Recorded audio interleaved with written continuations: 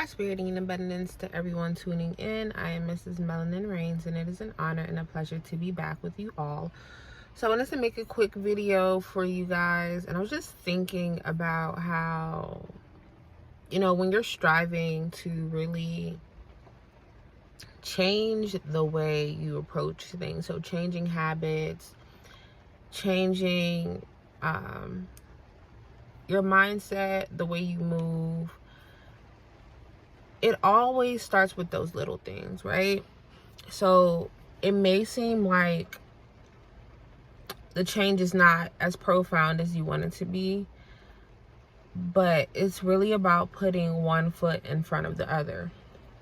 So I was just analyzing about like how in society the way that it's structured, it's set up so that you don't have time. You don't have time to be still. You don't have time to think. You don't have time to really be intimate with your partner. You don't have time to pay strategic attention to your children. You just feel like you don't have time for those things that really make you feel, I want to say, whole in a sense. But like, love is essential, right? Love is essential, and it's so easy for people to put that on the back burner because they have to survive. So when you get to talking about the relations between man and woman, right? The purpose of the masculine and the feminine. And now man and woman, a man is a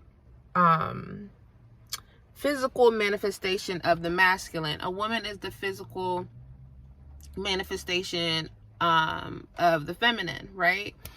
And people, yes, we all have both energies, but like I said, a man is a masculine vessel, a woman is a feminine vessel. It doesn't matter how you identify, not how you identify, but it doesn't matter what do you call that stuff, who you're interested or attracted to, because I feel like there's a lot of mix up with that. It's like, okay, if you are a man who's attracted to a man, they say you're feminine, you may be able to access your feminine energy more. You may have more depth as it relates to the feminine, but you're still a masculine vessel. And if you pay attention to your flow and you adhere to the flow, and I'm not trying to disrespect anybody, I'm just really being honest here,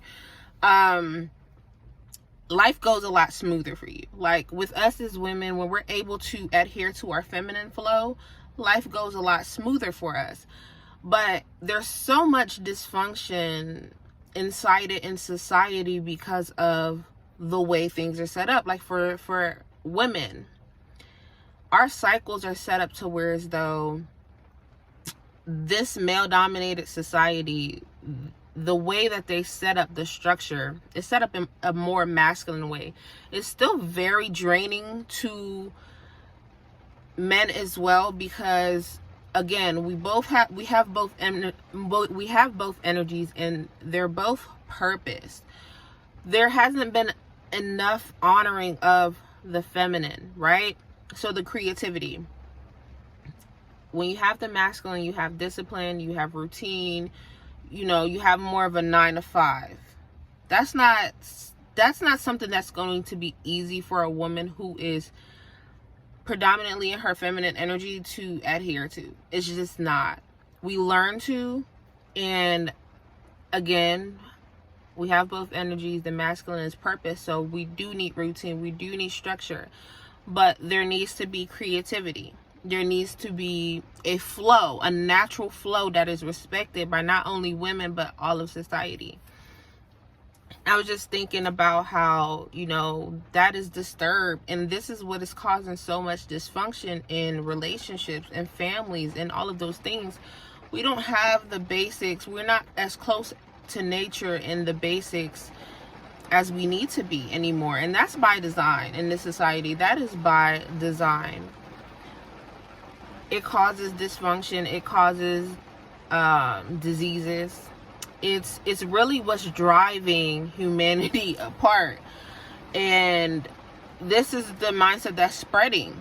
Instead of us, kind of going back to, and which when I say us, I really mean not everybody has the opportunity or feel like they have the opportunity to really deprogram that mindset.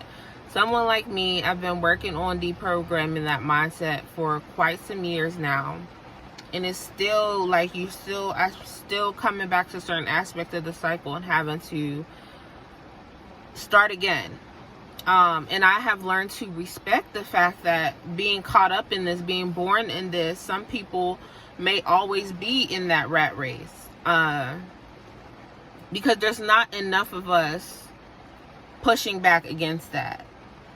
And so it really gets in the way of our relations with ourselves, with the Most High God, with one another. And you see all of this stuff right now between men and women. And it really needs to be highlighted. So I'll come back again. I'm not going to make this video too long. I'll come back again. And I really want to highlight what the dysfunctional masculine looks like and what the dysfunctional feminine looks like. Right? And as principles of energy and as masculine and feminine vessels. I know that rubs a lot of people the wrong way. They like to say, oh, you know, you can be a man and be in your feminine energy predominantly. You just have more depth. You just have more depth there, and maybe you're more you're utilizing both energies. We'll talk about that later. And then also for people who are, you know, they don't like to talk about energy. They feel like it's demonic and all this. Yeah, we need to talk about it, because this is the dysfunction that we're seeing. And even scripture talks about these things. It's just, it's not talked about maybe in the same way, but it's all talked about. And the reason why those things came to my mind, because I was just thinking, like, I really want to continue to push forward. Like I said in a previous video, motherhood kind of pushed me into this space of feeling like, you know, I had to get more practical and da-da-da. And that's beautiful, but like, I just realized that felt like a restriction that just is not, it's just not me. It's hard for people to understand that, but that's just not me. And I don't want to, you know, I don't want to fake it. I don't want to force it. I just want to flow with who I am purposed to be. So that is all for this video. I have released my first ebook, The Awakened Feminine. And if you feel, you know, called to or pulled towards it for whatever reason, or you want to support the book, you can click on the link in my bio. I'll link it in my bio. The Awakened Feminine. It's a very easy read. 3 lessons for your spiritual journey. It is not some new age for those of you who are worried about that. I feel like it is exactly where the Most High wants me to be and to speak from, because I really it's a lot, you know. So if you do feel encouraged to support, or I definitely would love for a lot of women to come across that ebook. And not just because I wrote it, but because like I felt that divine guidance, and it's a beautiful stretch for me. I'm really putting my time into putting some ebooks out before I publish the book that I have been working on for years, because I really just needed to get back in my flow of the gift that I was given by the Most High, and that is one of the most prominent gifts there. So if you feel guided to purchase, if you feel like that is you, especially if you've experienced narcissistic abuse, there's some things discussed in there. For any viewer that may be watching, especially if you're under the age of 25, definitely want you to go ahead and read that. If you're a single mom, definitely want you to go ahead and read that. If you are a married mom who feels like they're losing their sense of self in marriage and motherhood, definitely want you to read that. If you're someone who's planning to have children, I definitely want you to read that.